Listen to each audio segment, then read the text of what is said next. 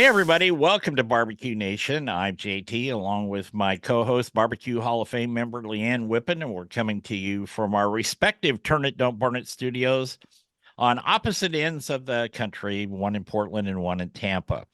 We'd like to thank the folks at Painted Hills Natural Beef, the way nature intended to be. You can find out more about Painted Hills, just go to paintedhillsbeef.com. Well, we're very fortunate to have our friend, Chef Ray Sheehan, back with us as our first guest of the year. Yay, clap for Ray.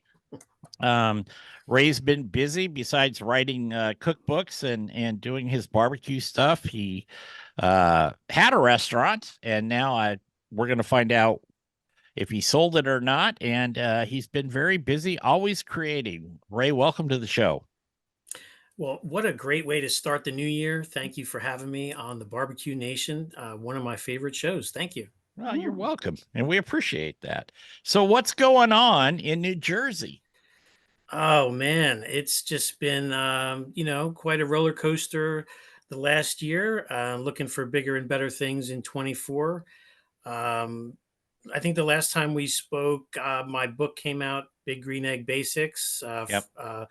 And I'm here to report that it was barbecue book of the runner-up barbecue book of the year for the National Barbecue and Grilling Association last year.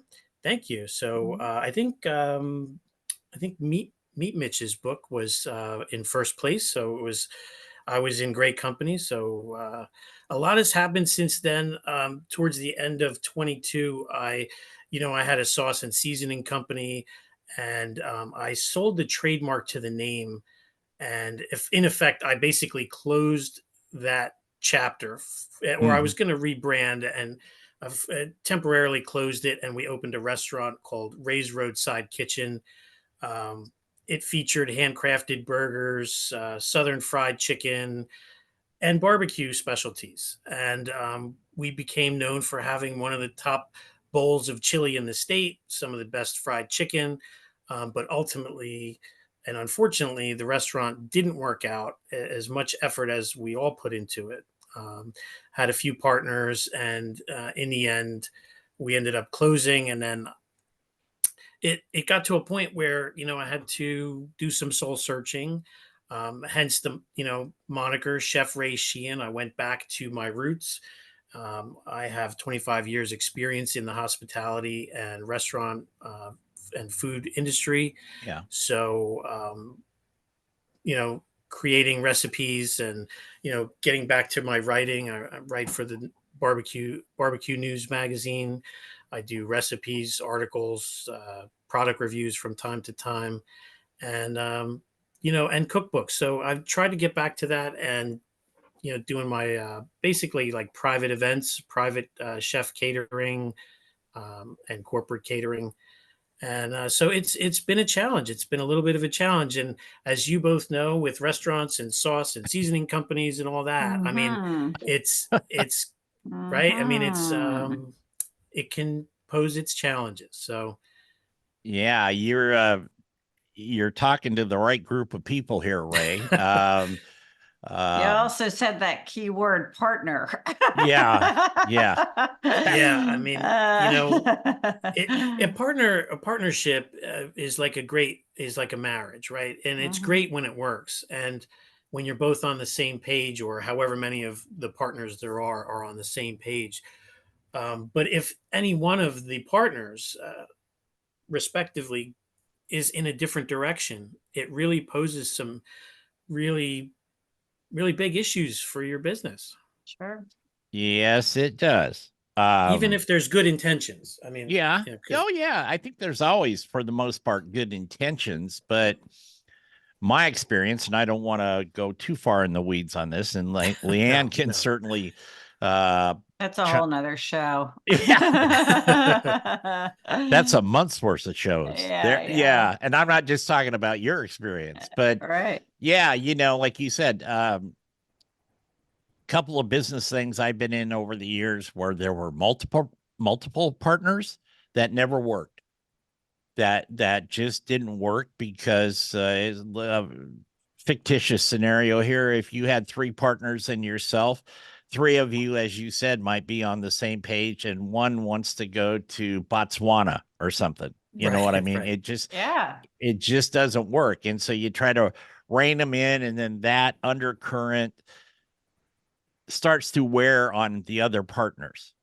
And, you know, if you're the managing partner or whatever, it can still erode the enthusiasm and stuff. And it's very, very difficult. So I commend you for giving it a big, good old college Princeton try there.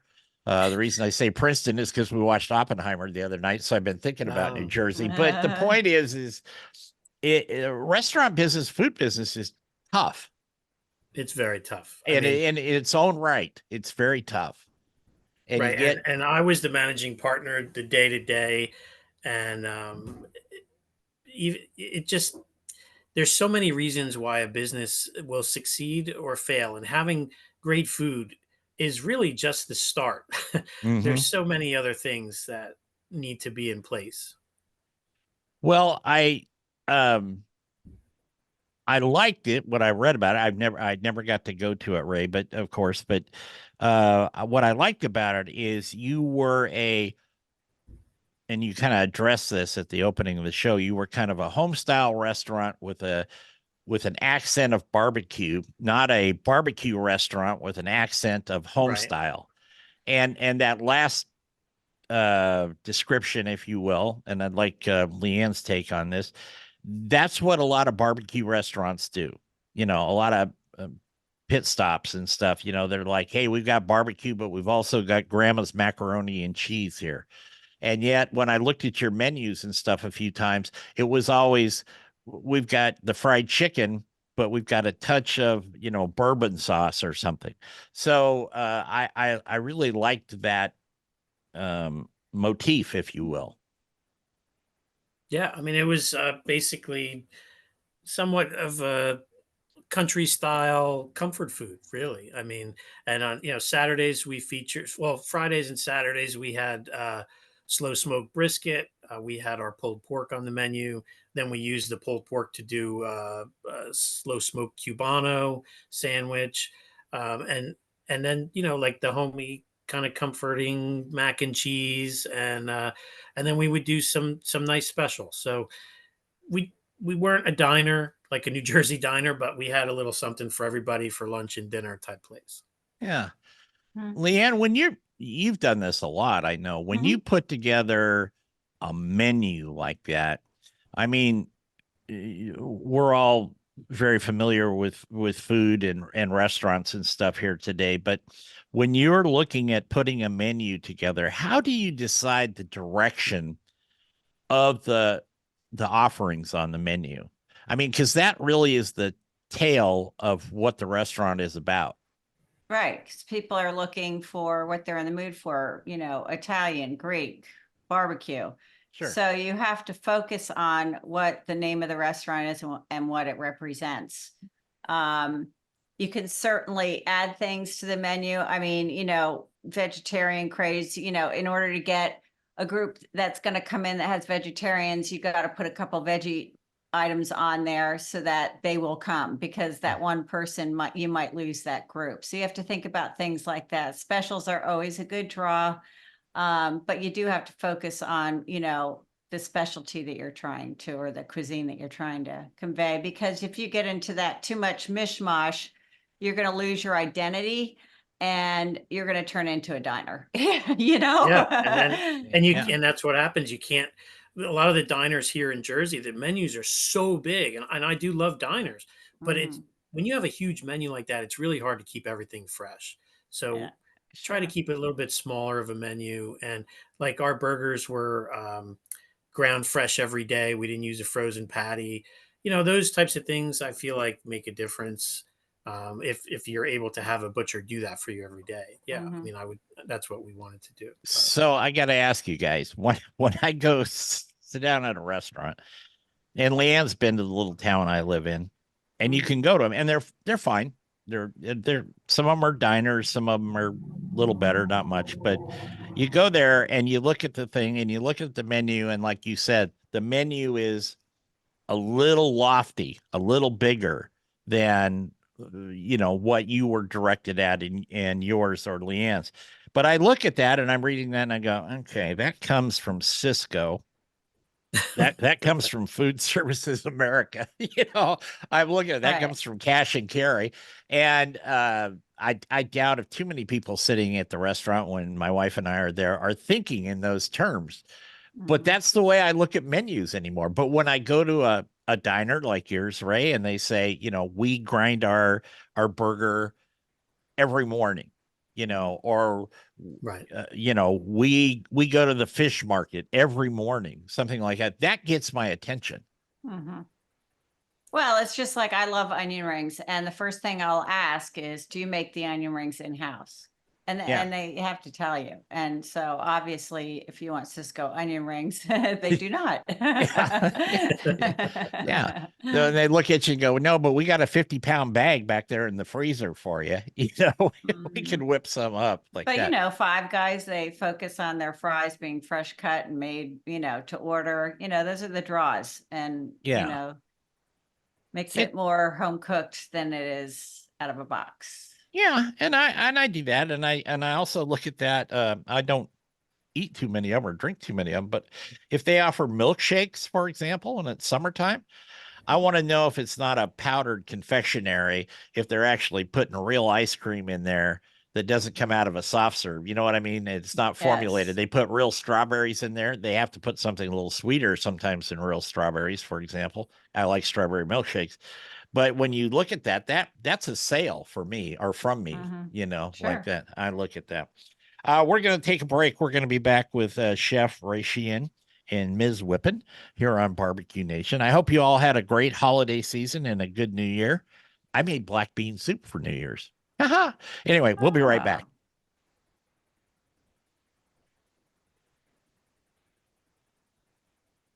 Welcome back to the nation, BBQ Nation. I'm JT along with Leanne Whippen.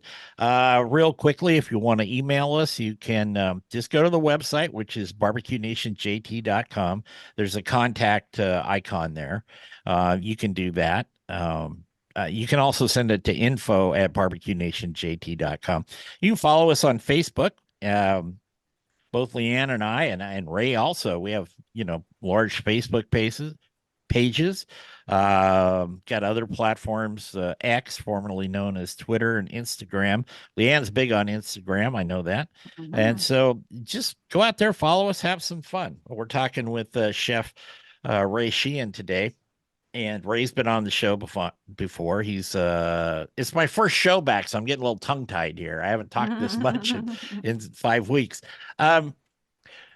I want to follow up with just one more thing on the restaurant, Ray. What's the biggest thing you learned out of that experience? Yeah, you had plenty of experience going in with, being a chef, being a caterer, being in food service for a while. We don't have to date ourselves this morning. But what's the biggest thing you think you learned out of that? On the food side, let's keep it positive. On the food I side. think absolutely. I think on the food side, when I sat down with the partners to come up with the concept for the restaurant, the concept became like comfort food, a take on with some barbecue specialties, and the burgers were big and the fried chicken in this area there wasn't a lot of fried chicken, and we created I created this like the dredge that you would dip the chicken into, and it was had a real nice southern crispiness to it.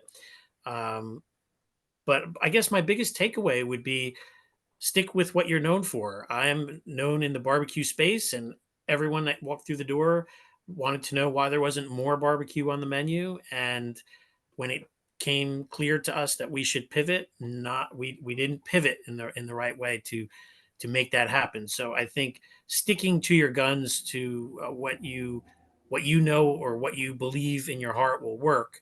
That would probably be one of my biggest things Mhm. going forward. Was there anything on the menu that you thought would be a hit that was kind of halfway to where you expected it? You didn't. So, in believe it or not, I mean I don't know one particular thing, but like we people would walk through the door. This place had been a breakfast lunch place for so long. people would walk through the door and order breakfast. I mean, or they would order stuff that wasn't on the menu, or they wouldn't even look at the menu. And that was just really frustrating. Like if someone just walks in your door and just starts ordering, but they don't even look at the menu, that was really hard. Yeah. That was like, that was challenging. I know one thing, that when I do get to come to New Jersey and see you in person, I want you to cook that fried chicken for me. That stuff looked phenomenal. Oh, thank you very much. I've had to go back to my roots and, in a way, reinvent myself. For the last 10 years, I've had a barbecue business of some sort, and one of the things that I've gotten to do that was pretty fun that I didn't have time to do before is occasionally now I'm a guest co-host on the Baseball and Barbecue podcast. Mhm. Yeah, So that's a that's great really show. Mhm. yeah, that's really fun to me, and something that I'm working on, that I'm writing. I've gotten to do a lot more writing. I've gotten to interview a lot of people in the barbecue space, and a lot of Hall of Famers. And one of the people that I got to talk to was Dave Raymond, and he gave me some advice about sauce business and if I was to rebrand. And I mean, like, I don't know what other community would be so helpful in every single way possible. Like, here's someone who built their sauce company into a behemoth and then sold it and is just so gracious to help others. I mean, I can really appreciate that. And I hope one Mhm. day I'm in a position to help others as well. Mhm. Oh, absolutely. Dave's been on this show. He was a hoot to talk to, and uh, that was quite a journey he's had. I'll put it that way, like that. Oh yeah. Are you a big baseball guy? I love baseball. Yeah. I mean, I haven't had as much time to watch it as I used to, but yeah, I do love baseball. So But I've got to ask both of you a question here, non-food question. What the hell is okay. going on with both New York football teams? That is a very sore subject with me. I Yeah. know, but that's why I ask it, because I was going to text you the other day after the games. I went, no, I'll just ask her. Just, I don't know. I hopefully next year will be better. We'll see. It's been a eventually. weird football year, you know? Yeah. I mean, it's been all over the place. It's been kind of fun because you don't have the typical teams. It's back and forth. It's more exciting this year, I think. Well, I'll tell you, not that we're going to get off into this is not a football show, but we all like to watch football on the show. But I can't, like you said, it was weird. I mean, here's the Philadelphia Eagles last weekend are supposed to be the hottest Mhm. thing in football, and they get smoked. And I can't figure out what Josh Allen is doing. I happen to like the Buffalo Bills. Mhm. Um, all over the map. So anyway, if anybody's got the right answers, feel free to reach out to us. We may even put you It on the might help show. on my betting. Yes, it would. It would. So, Ray, we got a couple minutes before we got to go to break. You were talking about kind of rebranding and getting back to Yeah. your roots. What are you working on right now? Another book or anything? Well, I'm working on a book proposal, and I'm also working on a big writing project, which we'll probably discuss later this year. But it has to do with barbecue sauce. So I'm doubling down on the barbecue sauce, doubling down on writing about barbecue in every way. Um, like with the barbecue news, I'm trying to expand my like, not just submitting a recipe, but also upping my content Mm-hmm. creation. So yeah, I mean, 2024, I have a couple. I'm going to be featured in some other people's cookbooks. Um, One is going to be a pretty big one, and the other one is a friend of mine who's got a great book coming out on mushrooms. It's called Mushroom Gastronomy. That one is coming out this spring, and I have a little feature in there. So I'm really just trying to focus on me as a brand. My website's going to be up probably in the next month or so, raysheehan.com, where you'll be able to get recipes and tips and tricks and information on events and classes and stuff like that.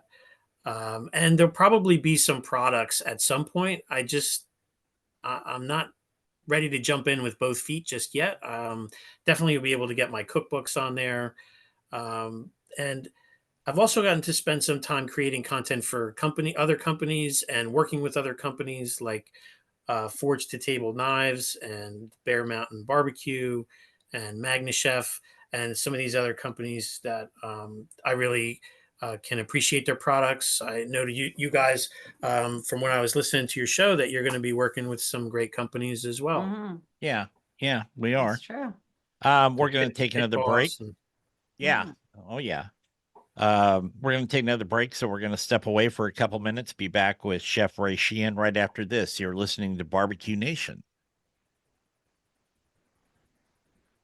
Whoop. Welcome back to BBQ Nation. Thank you for being with us today. We appreciate that very, very much. It's the first show of 2024, and I know Leanne and I and Ray all hope you have a wonderful 2024. I never thought when I was 30 years old that I would ever say the date 2024. Mhm. It didn't ever occur to me.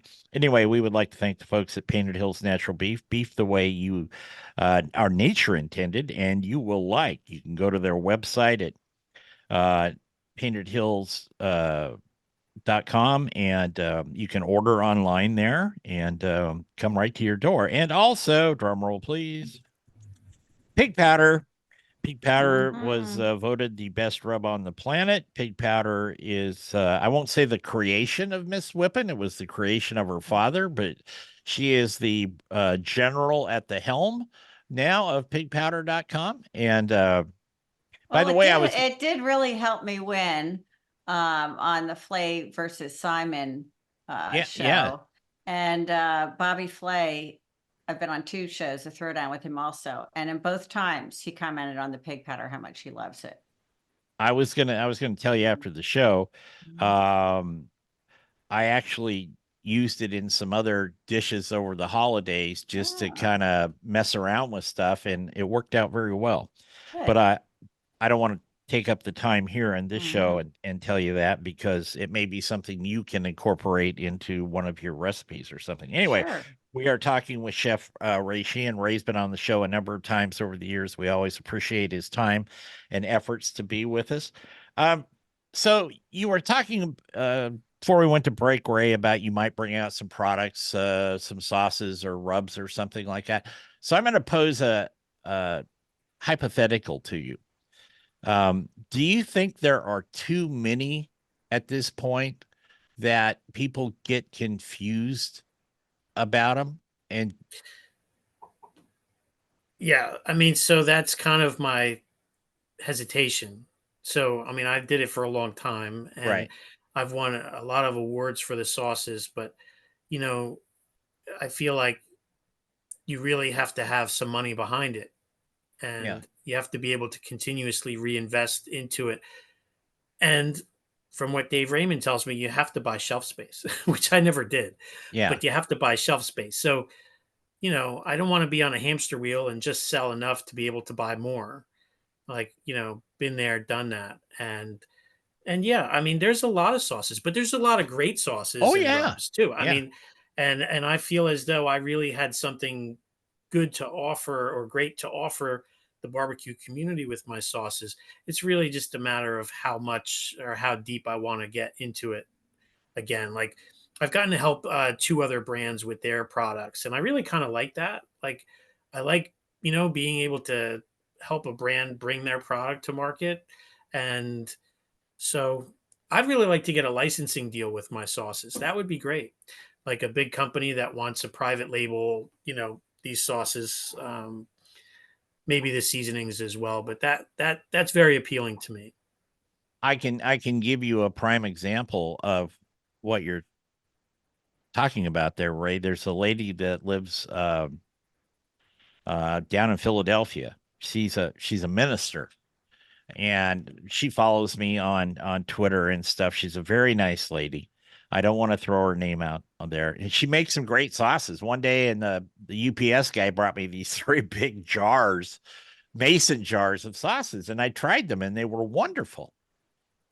but she doesn't really have any money. She doesn't have the licensing and the branding and all that. And I know that she's hoping, like a lot of people, that Kraft or McCormick or somebody comes by and says, "Hey, that's great. We got to have it."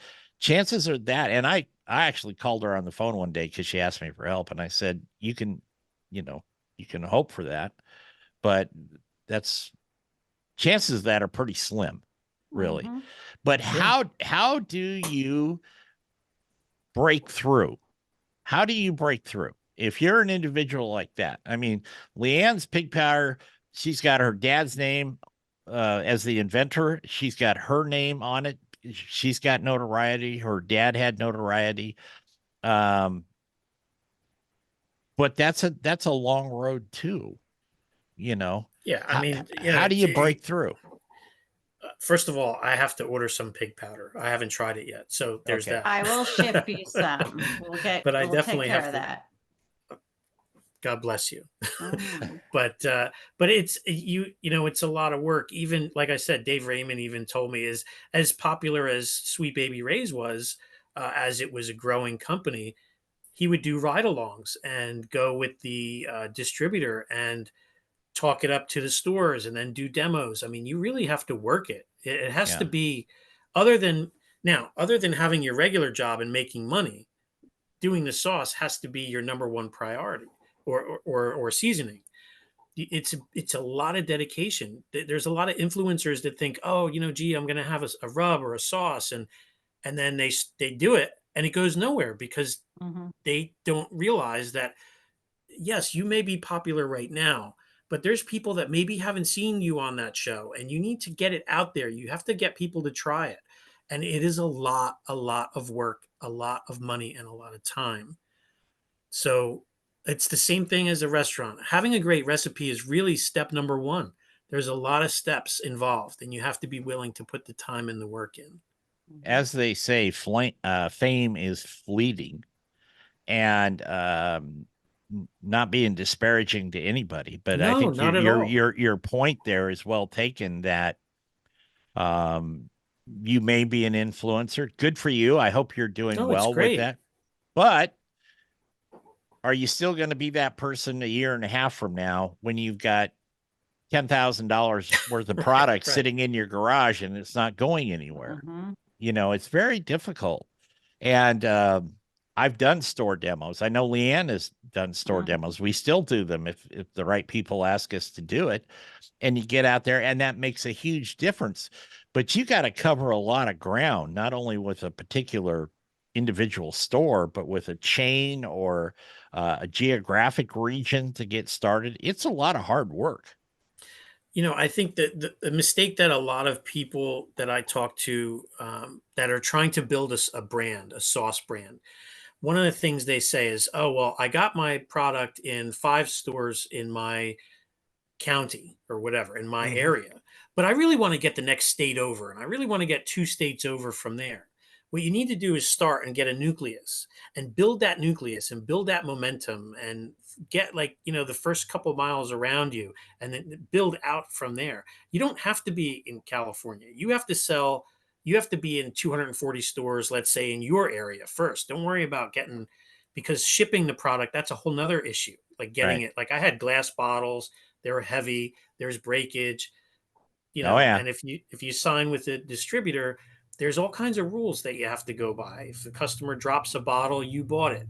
If they return it for any reason or no reason at all, you bought it. So focusing on, like, I focused on independence because the decision makers, you didn't have to pay for shelf space. They can decide whether they want to bring you in. It's easier to set up demos, but start with that nucleus and work your way out versus worrying about getting it in, 10 states away where you have to ship it. I have some folks that I know here that created some barbecue sauces.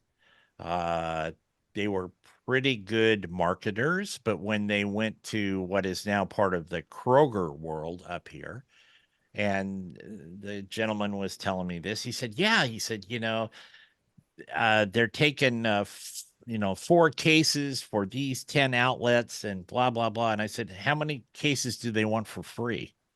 You know, Yeah. And he said, well, 4. So you're talking only 4, or you talking 8? Well, we're really talking 8. Well, when you got 8 cases times 10, that's 80 cases. Pretty soon those numbers add up to be,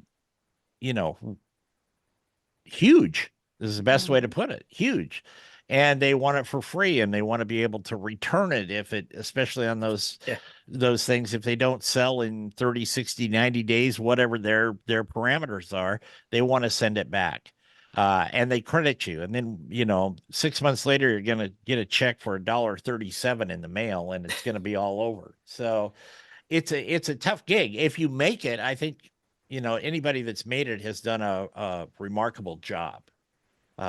But selling that at the retail level, sometimes I think if you've got a big enough deal, big enough claim to fame and all of that, just doing the online sales or maybe even the Amazon sales, are much better for people. Yeah, I did a lot with my online store, and then I had some business owners who like, say, builders or car salesmen who had a lot of clients that uh, like, I had one guy who had a roofing business, and every time he did a job, he would mark down, okay, they like barbecue. I don't know how he asked them, but at the end of the month, every month I would get like an order for like 1 dozen or 2 dozen gift boxes, and that paid the bills, that kept the lights on, Yeah. like, over and over. If you have a couple people like that, I mean, the more you can sell yourself, to sell the product yourself, the more money you're going to make.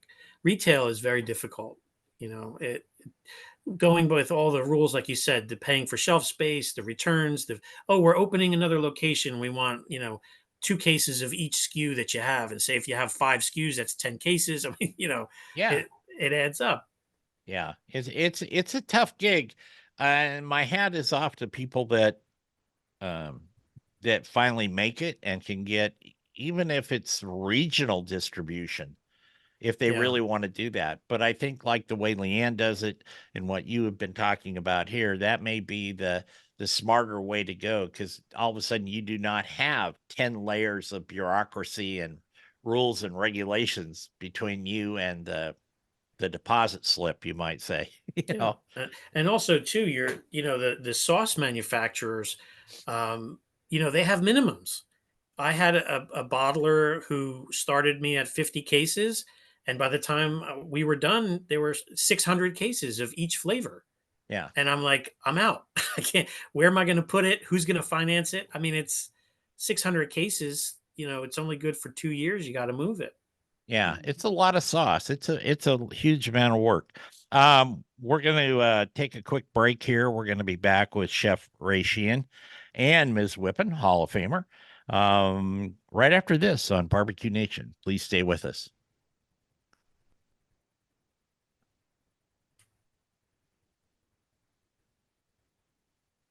Welcome back to BBQ Nation. I'm JT. We'd like to thank the Oregon Crab Commission. They're supporting this show and the golf show. Excuse me. In fact, Leanne got a taste of Oregon Dungeness crab. Amazing. The first time this Mhm. last year. It's a new Yeah. year. I got to do that.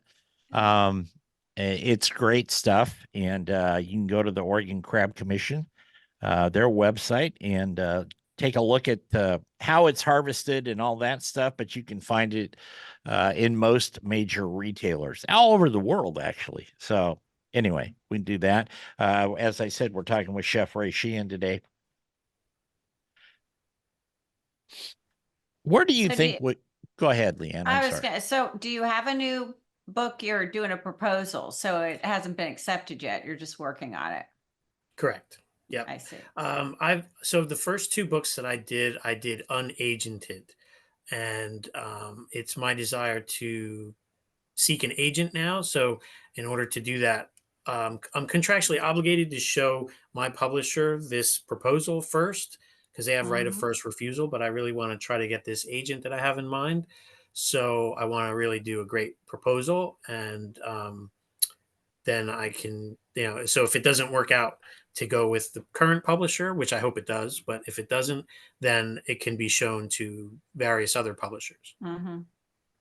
That's Well, not good an luck easy, with that. No, yeah, it's that's not. not an easy gig either, Ray, writing books. Well, no, I mean, honestly, the way we did the first two, it was easier to just the proposal process for that was so much easier than writing. Like, this proposal has to be so much more thorough because it's the business plan for the book. Yeah. Um, so, but I love to do it. I honestly, like, I just get in a zone. I love to write, and it's a process of revision. So it's kind of like you're molding like a piece of something down into something more concise and understandable and great for the reader. Mhm. Do you find it sometimes it's hard to get inspired, or just things just pop into your head? And No, things just pop into my head. It's almost like there's too much. Like, because you could sit there, right? Like, I'm sure Leanne could think of 20 things she could write a book about, right? She could write, ribs, tailgating, Mhm. women in barbecue. I mean, there's so many things that you could do, but then when you sit down, you have to say, okay, which one of these things is relevant today, and what do I think is going to sell? Because by the time you're done, it's going to take almost 2 years. So in 2 years from now, what is going to be something that people are interested in, and purchasing, and right, why do they need it as a book as opposed to a newspaper or magazine article, or what makes it a book Mhm. versus that. So there's a lot that goes into the thought process of, like, you know so it's just, there's just so many things that I have thought of, but then I'm like, okay, well, that's not really a book. Like, that's more like a splash. That's not a. Mhm. well, there's a trend. um Leanne and I have talked about this a little bit at times off the air, but there's a trend that you can do shorter, abridged versions, if you will, and sell them as an ebook, for example, for Kindle. I'm just Right. giving you that. Yeah, right. Um, No. and some of them can sell for 99 cents, and you think, well, that's not much money. But if you sell, 15,000 of them, that 99 cents adds up. Mhm. And it's very easy for people to, if they're into the Apple stuff or whatever platforms and stuff they use is irrelevant. You make it available on all the platforms. Right. Um, and I know Meathead has done that a few times he wrote a little quick book about sous vide because he's a sous vide savant, but he did that, but it sells a lot, and then he moves on to the next one. But that original is still there and available for people as time goes on. So I don't think we'll ever get away from hardcover books, if you will. I'm still a guy that likes to hold a book in my hand and read it, uh, and put it on the shelf when I'm done. But sometimes that, I don't know, I don't want to sound like a dinosaur here, but the new age way of doing things actually affords a quicker return. I'll put it that way. Mhm. So I don't know if you ever considered that, Ray, but Yeah, I've definitely thought about it, but I think ultimately right now I'm like you. Like, I love going to the bookstore. Um, my wife and I, that'll be like a hot Friday night. We go to the bookstore and go to the cafe. It's like, get a Mhm. new book and a coffee. I mean, I love coffee. I'm into roasting coffee now too. Oh, it's one of my favorite things. well, But maybe coffee and a that's a good book. yeah, maybe that's the way you tie it in. You tie coffee with barbecue, and Starbucks backs the whole thing. You never know. There you go. You never know. It could do that. Um, where do you see yourself, hopefully, 4 or 5 years from now? 4 or 5 years from now, honestly, I would like somehow to be making a bigger contribution to the world of barbecue. I mean, Yeah. that's something that the paper that I'm working on right now, which we'll be able to discuss probably around June, um, that's going to be a big piece of it, and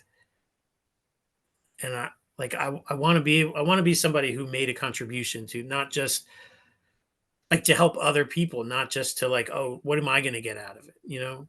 So Yeah. that to me, that's where in 4 or 5 years, whether it's more books, this paper, um, teaching more, like getting, you know, I love the future of Q with that's put out by Barbecue News Magazine. I love the fact that it's inspiring our next generation of pitmasters and grillers and keeping it going. And I'm not the type of person that, like, if I learn something great about brisket, I'm going to keep it to myself. I want to be able to share it with others because I would like there to be more great brisket, not just, you know, in certain places like in the South or in the West. I mean, so to me, that means more than anything that I would accomplish just like for me personally. You know, Mhm. that would be rewarding. So here's a title for one of your pieces. Barbecue top secret. Okay. And then the sharing of that. So There you go. there you go. Maybe something like that. It actually sounded better in my head than when it came out, but it I was on a roll there for a second, Ray. Are we in a good spot in barbecue overall?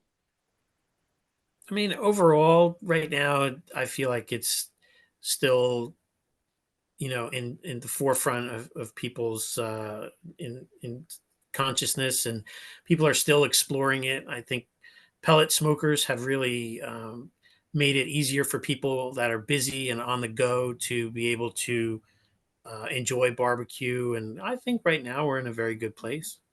Yeah, I think You so. know, What do you think, Leanne?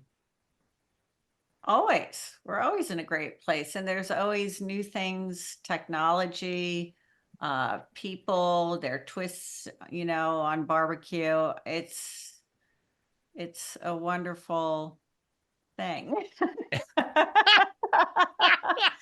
No, I do. I think barbecue gets better and better every year. What can I say? I'm Yeah. always No, I enthusiastic agree. about the next year and what it's going to bring. That's going to be it for the time of this part. We're going to do after hours in a second, but we want to thank Chef Ray Sheehan. When's your website going to be ready? should be ready by Valentine's Day. Okay. Very nice. RaySheehan.com. Okay. So that's not too far away. So we want to thank Ray and I want to thank Leanne as always. And you can go to our website, barbecuenationjt.com, or Leanne's got a website, and I got a couple other websites, so you can check them all out. But we will be back next week here on Barbecue Nation with another edition of the show. Until then, remember our motto: turn it, don't burn it. Take care, everybody. Stop. Okay, here we go. Yeah, I had a really snappy title for you in my head there, buddy, but it just like then I started trying to refocus again. I caught myself kind of going, no, you got to listen to Ray, butthead. And so then it was like I lost it. Sorry about that. If I come up with it, I'll email it to you. Okay. Okay. Okay. Hey, everybody. Welcome to After Hours here on Barbecue Nation. I'm JT, along with Hall of Famer Leanne Whippen, who is my co pilot on this adventure. And today we're talking with Chef Ray Sheehan. If you didn't catch the regular show, which you probably did, but if you didn't, I would recommend it very highly. Ray is somebody that has been in the trenches in the food world and the barbecue business for quite a while. Yet he's still only 17. And he's got a lot to go there. He's an accomplished author and creator. So check him out. Ray, you know, this is the lightning round in After Hours. This is where, you know, we ask you some questions that maybe make your hairs on the top of your head tingle, something Uh, like that. I don't know. Your personal reaction is always interesting as our guest here. So are you ready? I'm ready. Okay. We'll start off with something really easy. What do you think the best food show is on television? I barbecue brawl. Barbecue Brawl. Okay. Okay. And Leanne, you can jump in and um, If you want to say throw down with Bobby, your episodes on it, that's fine too. I like the barbecue brawl. Okay. And each year it gets more interesting because it isn't just barbecue championships. I mean, they're taking people that are, some of them are just out of the kitchen. So it Yeah. really makes it interesting. Yeah. Yeah. What would you say, Ray, your success to failure ratio is, like in creating a new book or a new blend of seasoning like that? This premise of this question is, how many times do you have to try before you get something that you think is good? Until it's right. Um, my motto for 24 is right, not rushed. So we'll do it as many times as we need to until it's right. And so for me, when I create, it's always a process of revision and getting it to the point where people can digest it, whether it's a rub, a sauce, a book. Um, when I created my Memphis mop sauce, it took me almost 100 recipes. I Yeah. mean, I would try it, think it was great. Then I'd have people try it. And then I would take their feedback and then be like, oh, okay. So I thought that they liked this, but they didn't like that. And then the finished product was, a great sauce that left the spices lingering on your palate. But it took a lot of time to get to that because it needed to be more about the spices in Yeah. the sauce. But you're always looking for that hook, whatever, that keeps people interested. And, you have to do it as many times as you can until it's right, and don't rush something and put it out there when it's not ready. Yeah. Your sauces were phenomenal, by the way. Thank you. Who is somebody in the barbecue world or the food world that really got your attention this last year? Artie Davis. Artie Davis, he's old school and he's just so intelligent and just he's I, he's just been great to me, and is somebody that really influenced me. So Good. Leanne, did you get your nuts from Artie? Not this year. The first year. I did not. And it was the last year that Artie was at the Jack, and I wanted one from this year more than any year, and they were all gone. yeah, I think have. this was the last year at the Jack. I think is Yeah. It is, yes. I And, walked the parade route with him from when the parade was over till we went and got on the buses to go up to the party. And it was a nice little walk, but I got to walk with him, and boy, in that 10 minutes or so, he just shared so much history and stuff. And I got one of the nuts. I probably shouldn't tell you that, but no. anyway. But there's so many great influences that people in barbecue. It you know like Dave Raymond, that like talking to me about sauces. I'm like, where were you 8 years ago? Yeah. And Tuffy Stone, he was a chef before getting into barbecue. So Mhm. I've, it's like a similar track for me.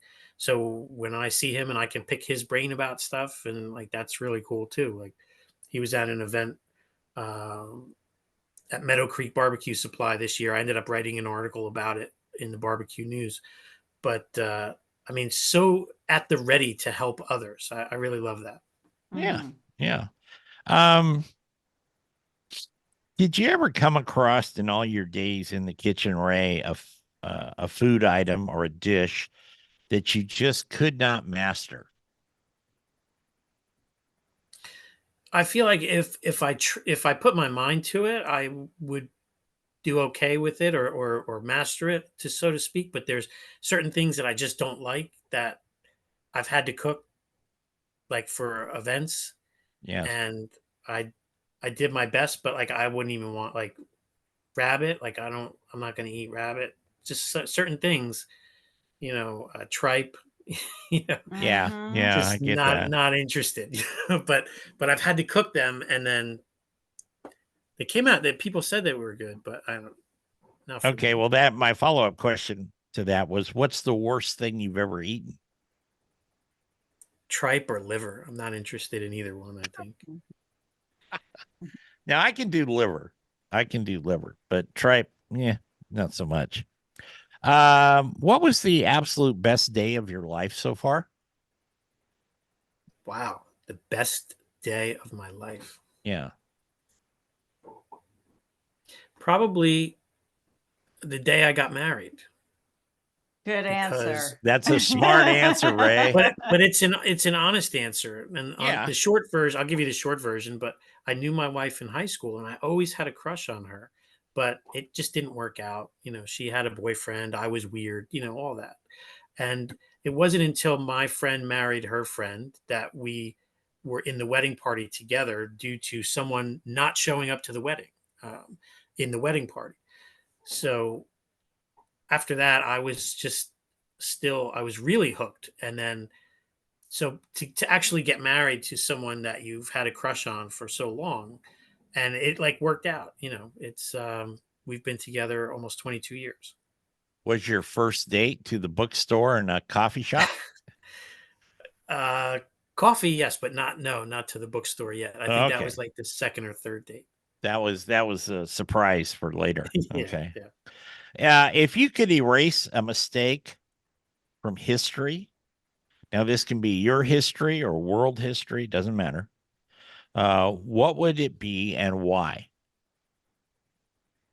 So I'm not sure because I believe everything like that has happened in life has brought me to where I am today. So I wouldn't erase anything because this is where it got me to where I am today.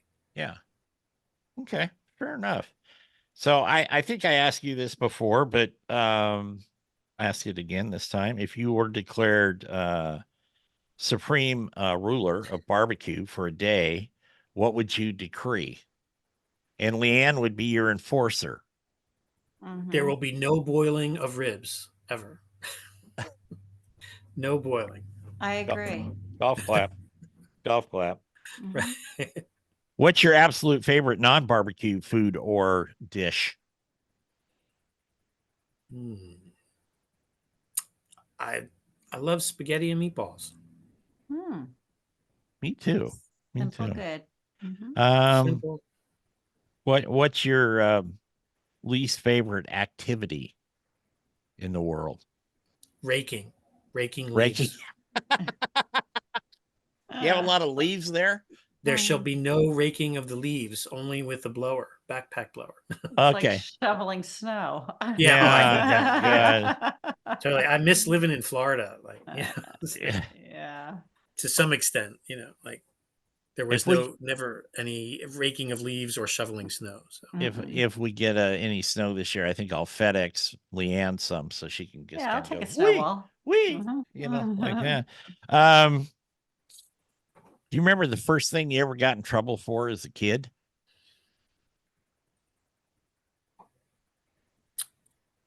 not coming home on time. You're supposed to be home when the street lights are out.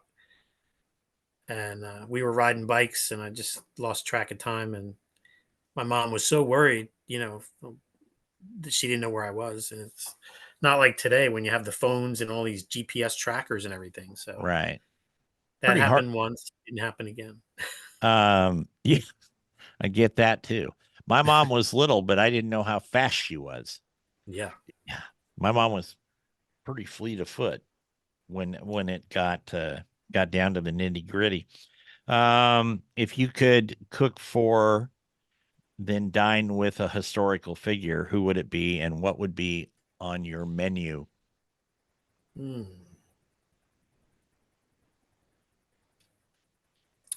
With a historical figure, huh? Yeah, they can be deceased or alive.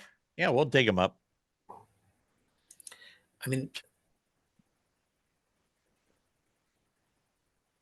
I think I would cook for Einstein and I would make him a big barbecue spread There you go. and have him critique it.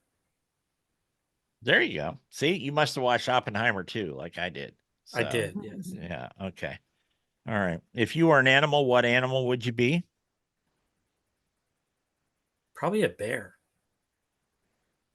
Really? Why? Yeah. I don't know, because I feel like they hibernate, so they sleep and they actually get rest, and then they're like so hungry, and that would be me. I'd be like, oh, I can't wait to eat. Okay. What?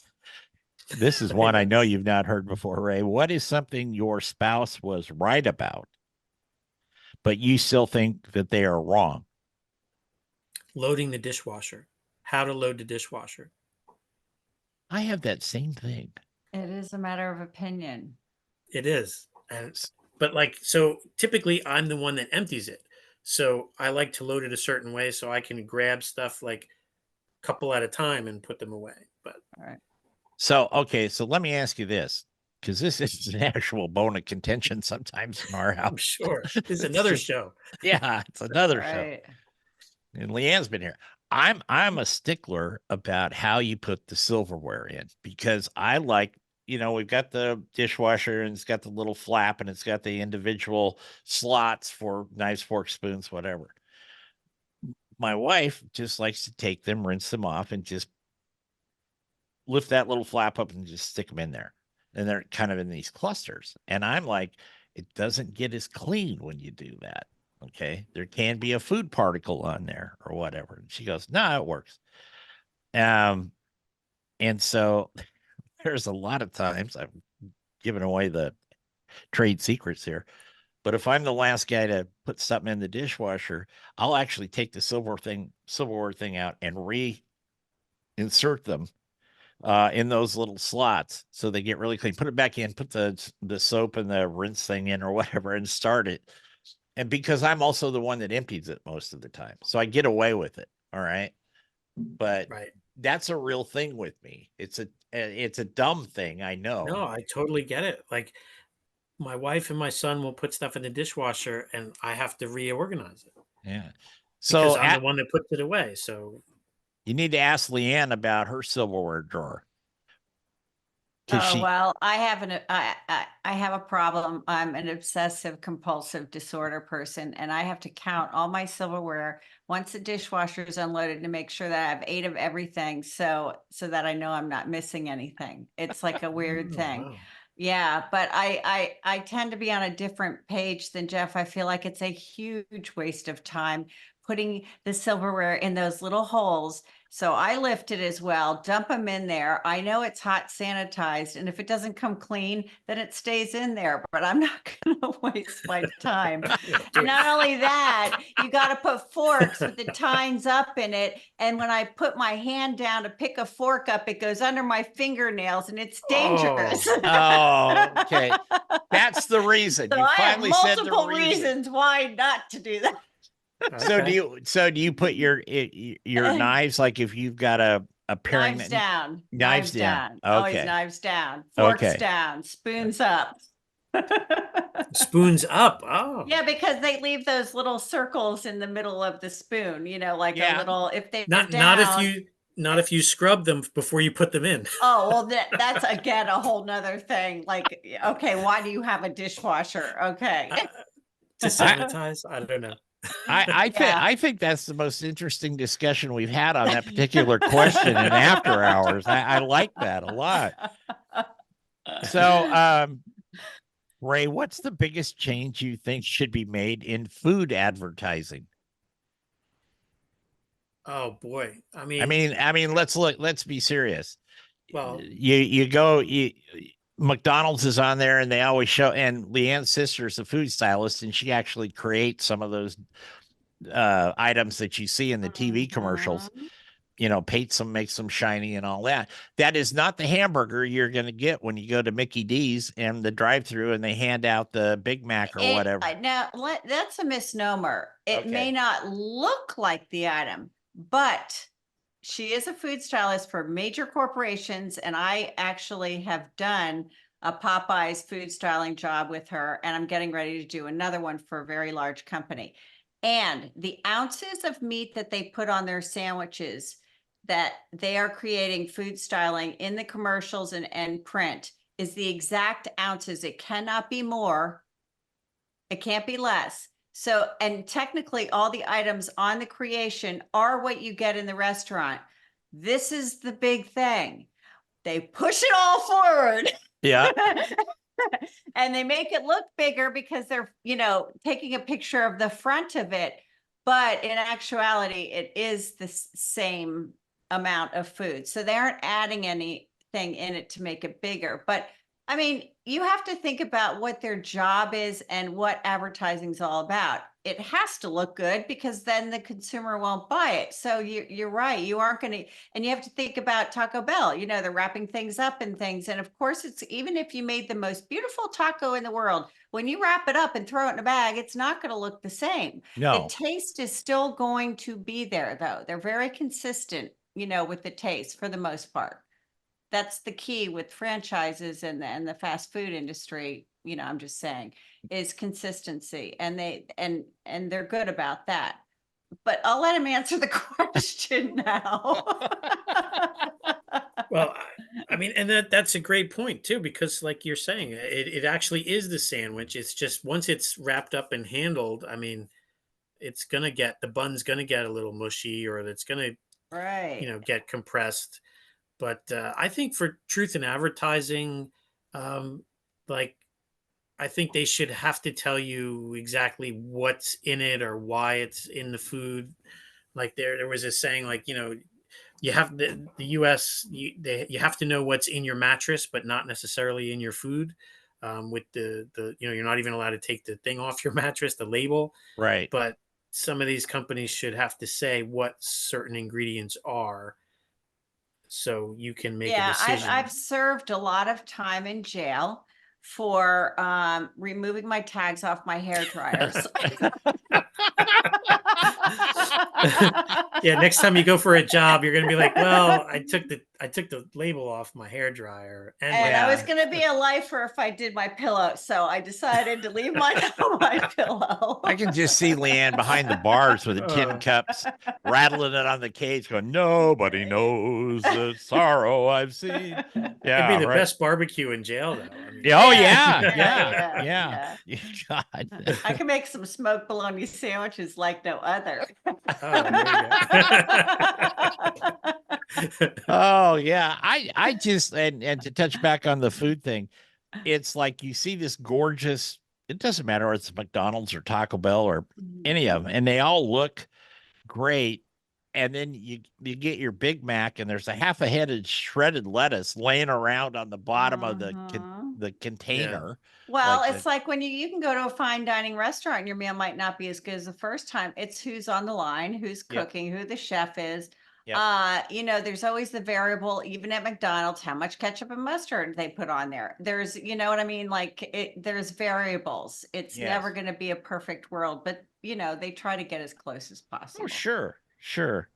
I know. Just a little sidebar story. We have there's a little burger joint in the next little burg over from where we live, and we've lived here 13 years, and for 12 and 8/10 years, we never had a bad burger there.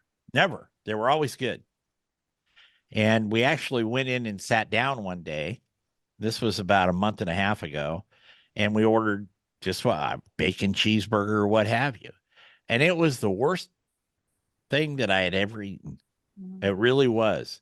And I think that it goes to what you just said, Leanne. Who was on the line? They were using really, it's like they didn't want to slice another onion. They had some leftover rings, not fried rings, just raw, and they were thick cut, and it was overbearing on the burger and that kind of, and I was really surprised, but it makes sense to what you're saying. Is it really depends on who's in the kitchen.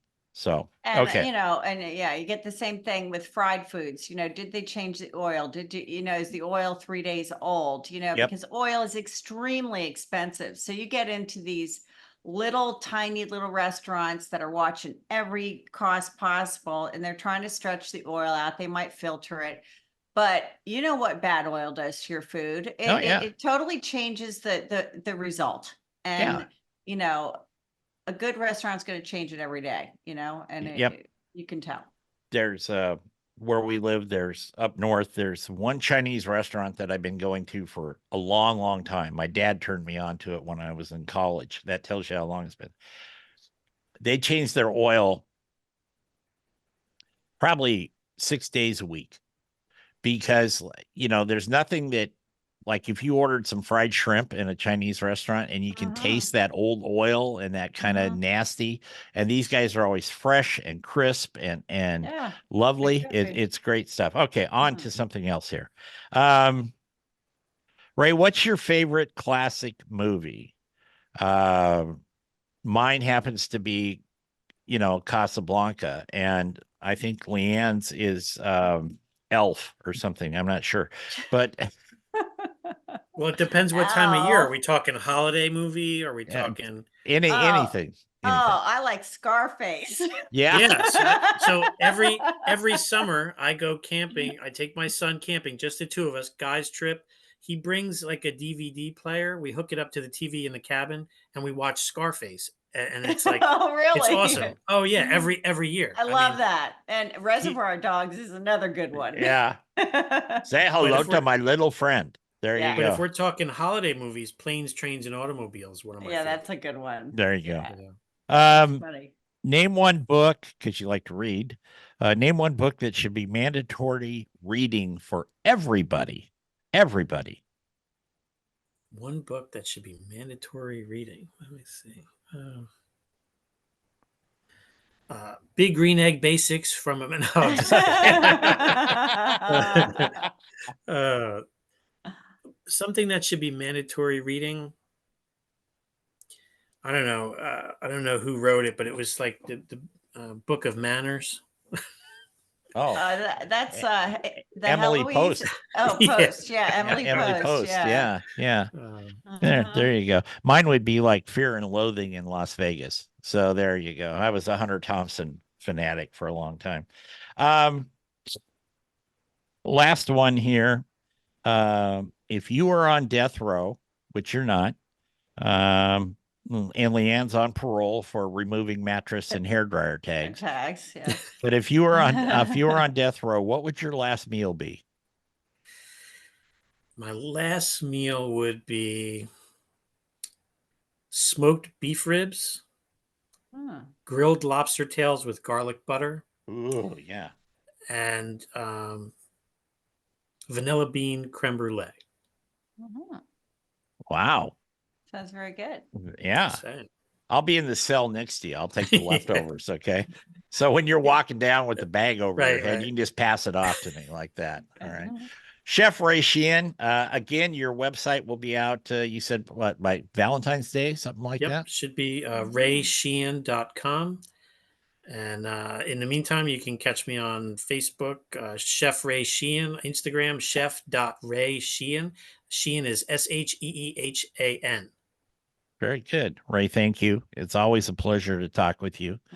Likewise. And we'll be back next week with another edition of BBQ Nation with Jeff and Leanne. I don't know who the guest is going to be because it's early in the year, so I haven't done all the bookings. I was slack in my duties after Christmas there, and we'll live with it, though. But thanks, Ray. I appreciate it. Thank you for having me. Miss Leanne, always a pleasure. We'll be back, like I said, next week with another edition of BBQ Nation. Until then, remember our motto, turn it, don't burn it. Take care, everybody.